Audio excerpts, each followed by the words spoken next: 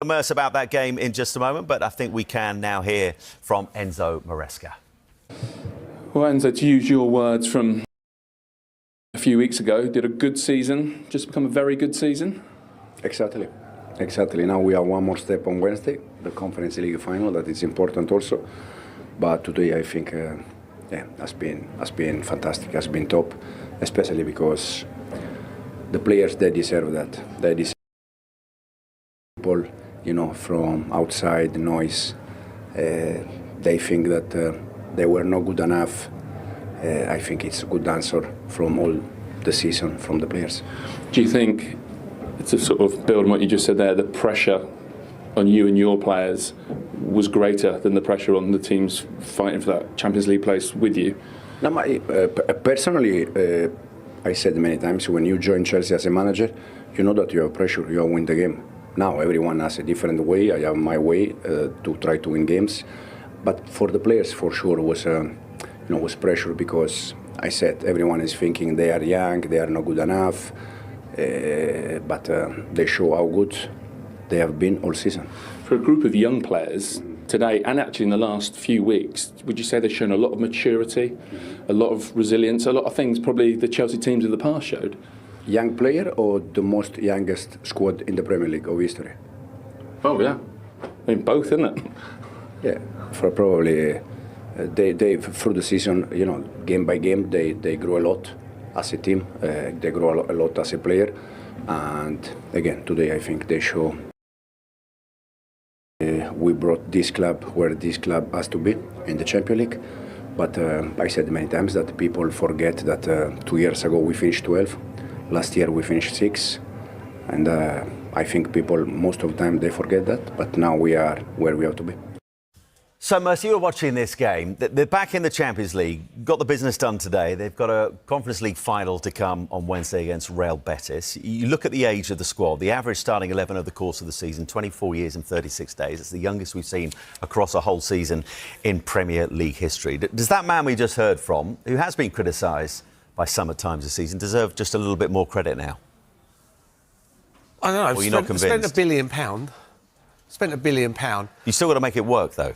You've got to make it work. Squad. Yeah, this is Chelsea. Won Champions Leagues, won Premier Leagues. They're fifth.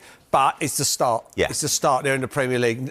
This year... But he always said that. Remember when they were flying high and we talked about title race, he said... You know what? They wasn't going to win the league. You know what I mean? I thought at Christmas, when I went to Everton away in December, they would have gone top of the league. Their fixtures were kind after that, and they didn't win a game for about 5 or 6 games. So it's in them. They've done great. Next season you're looking at PSG, Inter Milan, Bayern Munich, Napoli. This year it was Noah. So it's amazing what he's done. They're a young team. They need experience.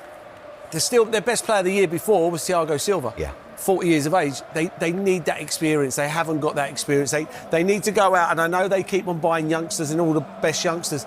They've got to go out and get a bit of experience. I think Tim and Michael and Clinton will tell you, it was priceless. When it's not going well, haven't had that, and I think that's what they got to go out and buy. No, keep on buying 21-year-olds on 7-year contracts, because they need help, these kids. Yeah. By the way, I should mention Moises Caicedo, who Merce wanted in his team of the season. He started every Premier League game this season for Chelsea, the first central midfielder at the club to do that since Frank Lampard. Right, let's hear from Nuno Espirito Santo. Whatever happened today, it was always going to be a terrific season, and we can hear from the Forest boss now.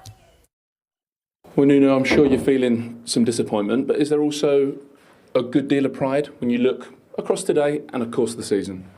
Yes, of course, and I have to thank especially the players for their commitment since day one. And when you give everything that you have, you cannot say anything about it. So disappointed yet, but overall, I think it's a good season. Does it maybe add to that disappointment that's there when you look at what's happened elsewhere in the Premier League today? It was there for you. Yeah, it was there. We didn't achieve it. We knew that many things could happen in the last game. The teams involved also didn't achieve it. It's hard when you have it in your hands, and in the end it doesn't go this way. How do you build on this over the summer? Important, I guess, to hang on to key people. A lot of speculation about Morgan Gibbs-White, some speculation about yourself. Important to hold on to key people and add to it where you can? Yeah, I think we are in a good place. The platform not even think about me. It's about the club and the idea for next season. Right, Dors, let's look at the season as a whole for your old club, because a year ago they're knocking on the door of relegation. This season they knocked on the door of a European place and they kept it open and they've secured it as well. So put into context just how sizable an achievement that is. I mean, 65 points, finishing 7th, Europa Conference League. It's a huge, huge positive. Nuno, the job is done. The players, where they've played, way beyond any expectation, in my opinion. I looked at the start of this season and I thought, could this be the surprise package? I never thought anything like this. No way in a million years for them to be even talked about in the Champions League on the final day of the season. No way. We'd have said, are you stupid? Really? So it has to be a positive. There'll be a big disappointment from the owner, of course, missing out on the Champions League because they were in it for so long. But overall, real positive season for New and that group of players. And the fans have enjoyed this journey. And now they're going on a European journey, albeit it is the conference. Do you fully expect Santo to be there come the start of next season? Because there has been a little bit of a talk about potentially with the owner. He came on the pitch at Leicester a couple of weeks back. I'd like confident he'll be there next I'd season? like to hope so. I mean, the job is done. And if he had got them into the Champions League, which obviously... Well, then we're not having this conversation. No, and he could quite easily been manager of the season for a lot of people. But you just never know at the football club. Look, I've been there. I've worked with the owner, and we saw him come on at Leicester when I said that for me was the moment that it was a knockout blow and the Champions League dream was over. But you just never know. I think he's got enough credit in the bank. He should be able to lead this team, and they will reinvest. Because, as I've said, I know the owner, he wants major success and he won't see this Conference League as a success. Yeah, I think that's a fair point. Right, let's head back to Anfield. Let's hear from... Look at those Chelsea fans. How does it look? Amazing. This is the best thing I've ever seen.